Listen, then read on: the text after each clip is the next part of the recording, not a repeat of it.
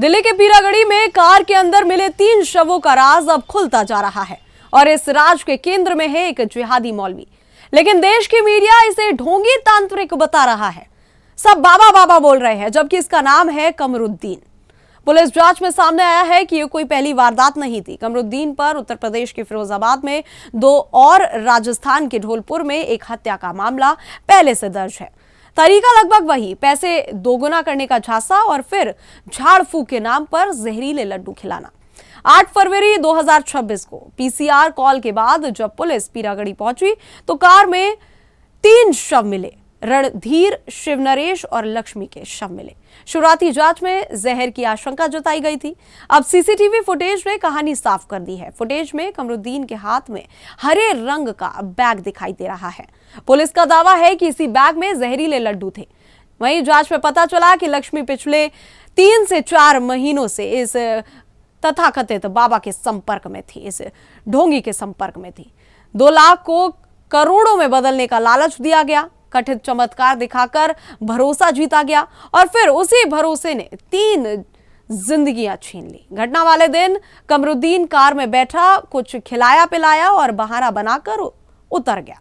कुछ ही देर में तीनों की मौत हो गई। सवाल यह है कि 2014 से आपराधिक रिकॉर्ड रखने वाला ये ढोंगी आखिर बार बार बच कैसे जाता है? क्या लालच और अंधविश्वास की आड़ में ऐसे अपराधी फलते फूलते रहेंगे? फिलहाल कमरुद्दीन गिरफ्तार है, लेकिन ये मामला सिर्फ एक हत्या नहीं बल्कि ये उस जिहादी मानसिकता का जाल है जो देश में खेला जा रहा है।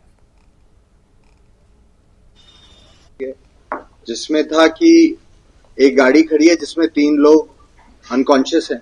तो जब मौके पे पहुंचते हैं तो 3 उसमें डेड बॉडीज मिलती हैं। 2 उसमें मेल हैं और एक फीमेल की। उनकी बॉडीज को हॉस्पिटल पहुंचाया जाता है और उनको आइडेंटिफाई किया जाता है। उनको आइडेंटिफाई करके उनके जब फैमिली मेंबर्स से बात की जाती है तो उन्होंने किसी तरह का कोई ऐसा सर्कमस्टेंस नहीं बताया जिससे कि सुसाइड का कोई एंगल दिखे। तो टेक्निकल इन्वेस्टिगेशंस स्टार्ट की जाती हैं, जिनमें ये देखा जाता है कि उस दिन उन्होंने कहाँ टच किया और क्या घटनाक्रम रहा पूरा। तो हमारे को एक लीड मिलती है जिससे कि हम लोग पहुंचते हैं लोनी में एक बाबा के पास। जब उससे पूछताछ की जाती है और लोगों को जिन्होंने टच किया था उस दिन, और भी बाकी जो टेक्निकल इनपुट है उसके हिसाब से ये इसमें पता चल रहा था कि कोई पैसों के लालच के कारण लोग इस बाबा के पास आते हैं और ये ऐसा कुछ बताता है कि अगर आप थोड़े पैसे लाएंगे तो धनवर्षा होगी, कुछ सर्कमस्टेंसेस बताता है। तो ये लोग जो डिसीज्ड है, इनमें जो लेडी है वो करीब 3-4 महीने से इसके टच में थी और रिसेंट में काफी बार इससे बात कर रही थी, आना जाना हो रहा था।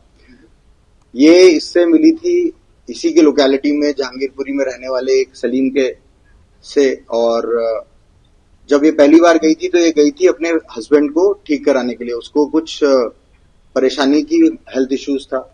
वहां पे इसने अपना एक जो जिसको बोलेगी एक जादू टाइप का दिखाया, जिसमें एक शॉल से इसने बहुत सारे पैसे निकाल के दिखाए जिससे कि ये लोग लालच में आ जाएं। और उसके बाद फिर ये बोलने लगा कि अगर 2 लाख लाएंगे तो उसके करोड़ों बना देगा। इसी हिसाब से ये इस दिन भी ये लोग पैसा लेके गए थे कि उसका वो मल्टीप्लाई हो जाएगा। उसके अकॉर्डिंग ये इनके साथ आ रहा था कि जहां पे भी धनवर्षा कराएंगे वहां पे ये बैठ के अपना जो भी करेगा। और वाइल रिटर्निंग इसने इनको जैसा कि कोई लड्डू में कुछ एक इंग्रेडिएंट्स मिला के दिए पॉइजनस, जिनको अभी असरटेन कर रहे हैं और जिनके कारण फिर जैसे ही इसको ऐसा लगे जिसमें। और फिलहाल इस रिपोर्ट में इतना ही। देश और दुनिया की तमाम खबरों के लिए हमारे साथ जुड़े रहे और देखते रहे सुदर्शन न्यूज। जय हिंद।